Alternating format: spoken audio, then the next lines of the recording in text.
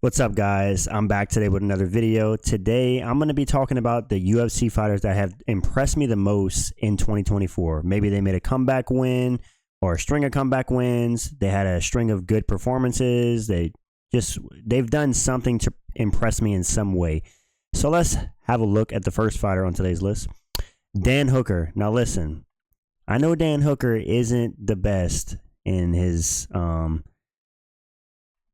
UFC career, and he's probably one of the worst ranked lightweights there is. But I actually made a typo. He went from 1-4 in his last 5 to 3-0 in his next 3 fights with a finish over Claudio Puelles, and then he got back-to-back split decision wins over Jalen Turner and Mateus Gamrot. So Dan Hooker has effectively fluked his way into the top 5 at lightweight. Well, he's 6 now because they moved Max Holloway above him.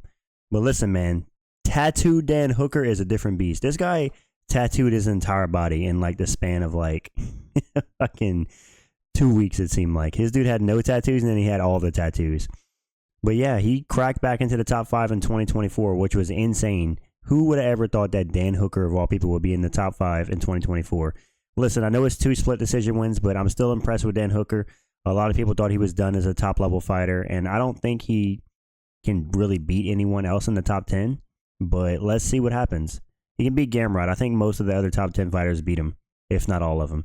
But yeah, I am super impressed by Dan Hooker because he was written off as like a journeyman that was never going to get back to the top of lightweight, and he made it back into the top 5, so respect. Let's move on to the next fighter on this list, Max Holloway. Listen, the reason I'm impressed with Max Holloway is from his performance at UFC 300. The narrative going into that Justin Gaethje fight was that he was going to get destroyed. He destroyed Justin Gaethje. That's what happened. But a lot of MMA YouTubers, Lucas Tracy and other people, were saying that, man, Max Holloway shouldn't take this fight. He's going to get destroyed. He's going to get absolutely annihilated by Justin Gaethje. The power is too much. He's going to ruin his career. Max Holloway went to that Justin Gaethje fight and tuned him up, broke his nose, and dominated him and knocked him out with 1 second to go. That was one of the most impressive performances from Holloway I've ever seen. So dude's showing a second prime at 32. He's also shown a newfound power in his last 2 fights. One punch KO'd Korean Zombie, one punch KO'd Justin Gaethje. When is Max Holloway known to have power? This isn't Max Holloway. This is Maximus Holloway, boys. He seems to have hit a second prime at 32 years old. He's been in the top of his UFC game for the last 10 years in the top 5 of his division. So it's crazy. I'm very impressed with Max Holloway. Maybe a little bit of glaze, maybe not. I am picking him to beat Ilya Topuria this weekend. So let's see. Even if he loses, I'm still impressed with him. But yeah, this is why I'm impressed with Max Holloway. Let's move on to the next fighter I'm impressed with. Diego Lopez. This is my favorite fighter in the UFC right now.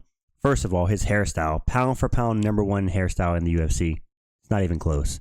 He's one of the most active fighters, and if there's anything I love about a fighter, it's whenever they're active. He's fought 4 times in the last 10 months, and yeah, he went from unranked to number 3 in the division, and he lost his debut to Movsar Evloev, a very competitive fight on short notice where he threatened submissions, but Movsar did beat him.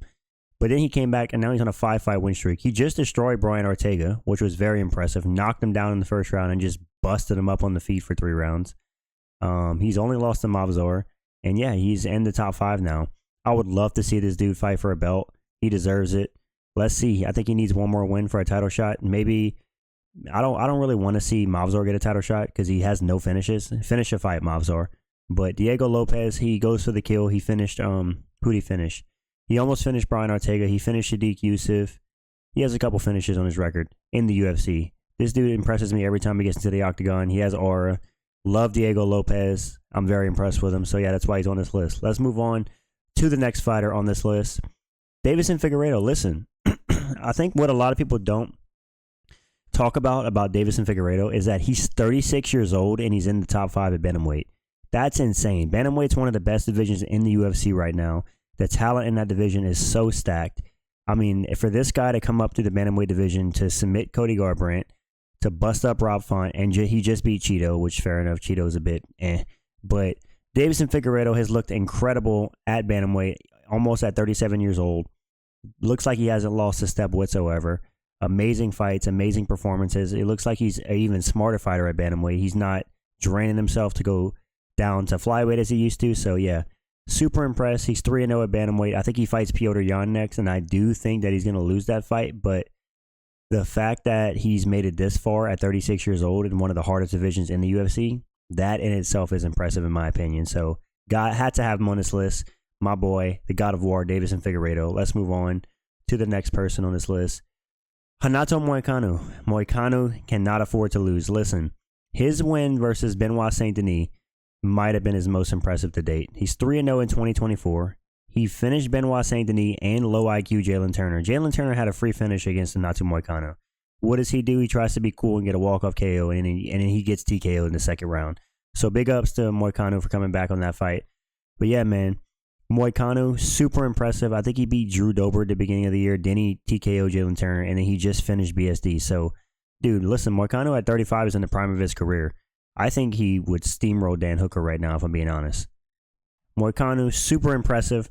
Listen, if you want to talk about damage while grappling, Moicano versus BSD is a perfect example of how you can grapple and still deal damage and not just sit on top of your opponent or knee to the thigh. He did so much damage to BSD, it looks like his face was put into a meat grinder. That was so impressive to me. So Renato Moicano, impressive all around this year. 3-0 in 2024. Like he said, he can't afford to lose. Give him a top 10 opponent next. Maybe him versus Dan Hooker if Hooker doesn't fight McGregor. But yeah, let's move on to the next fighter on this list. Joaquin Buckley. Listen, he's been super impressive since moving down to welterweight. 3 finishes. He finished Wonderboy on the feet. Who does that? Anthony Pettis did back in the day, but who finishes Wonderboy on the feet? I know he mixed in wrestling. Speaking of wrestling, he has underrated wrestling. I think he really does. He took down Wonderboy with ease.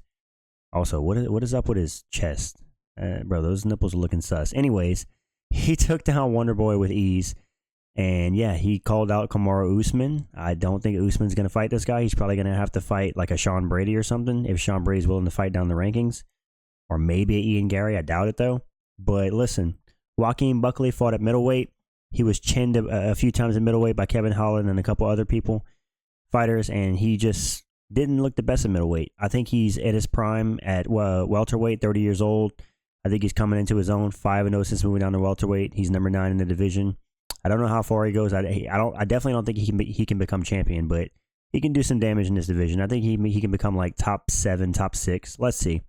But Joaquin Buckley, definitely one of the more impressive fighters of the year so far, and just in welterweight and in general. 5-0 since moving down.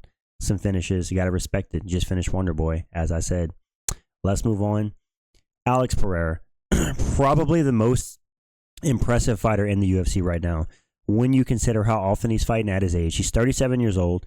He's finishing everyone he fights at light heavyweight. 3 title defenses in 5.5 months, which I believe is a new record, beating out Ronda Rousey.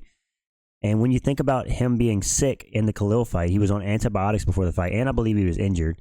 For him to go in there and put on the performance he did against Khalil Roundtree, respect to Khalil Roundtree for hanging in there, but man, Pereira in the 4th round looks like he entered the Matrix in that fight.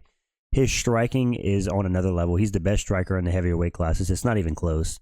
So yeah, Pereira, just 3 title defenses in 1 year is unheard of these days in the UFC, so you got to respect it. The dude wants to fight all the time. He's active.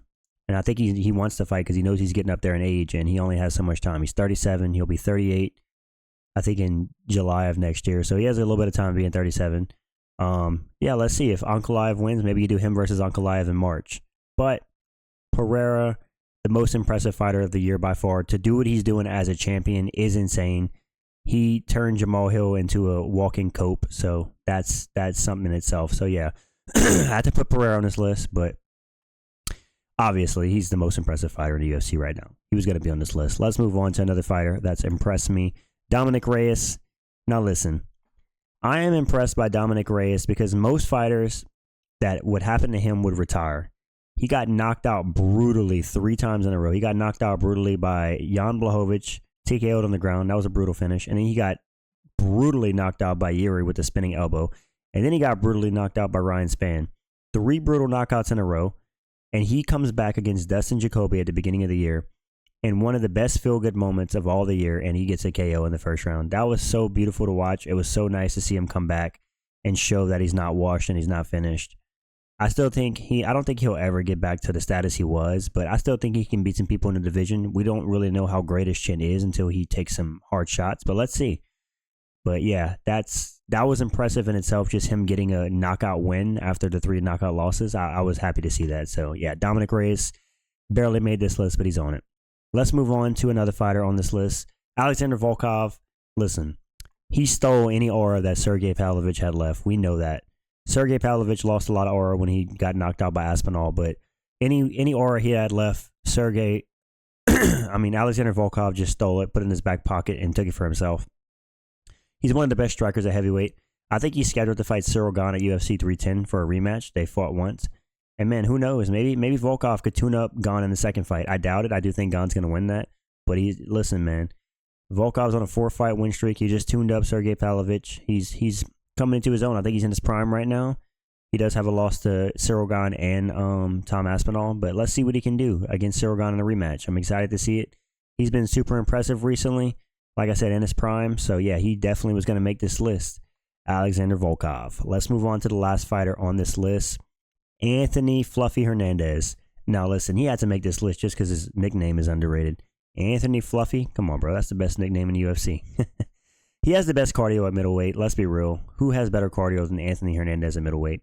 He was a favorite to lose, or he was the underdog against Michel Pereira, which I thought was crazy considering that Michel Pereira is a one-pump chump that gasses out in the first round. So if you don't get you out of there, then I know Michel Pereira was on an 8-fight win streak looking amazing at middleweight, but Anthony Hernandez is a different beast. And he showed that. He wore it on Michel Pereira, finished him in the 5th round. He's on a 4-fight finish streak. His last 4 wins have all come by finish. And on a 6-fight or 7-fight win streak overall. Give this guy a top 10 opponent next. He's been nothing but impressive inside the octagon. One of the most underrated fighters in the UFC. The dark horse of the middleweight division, as they say. Maybe him versus Brendan Allen next would be a good grappling match. I think he'd beat Brendan Allen because Brendan Allen has awful cardio as shown in his last fight against Mavov. So yeah, these are the fighters that have impressed me the most recently. Let me know what you guys think in the comments. Let me know who's impressed you recently in the UFC. And yeah, thank you guys for watching. I appreciate it, and I'm out. Peace.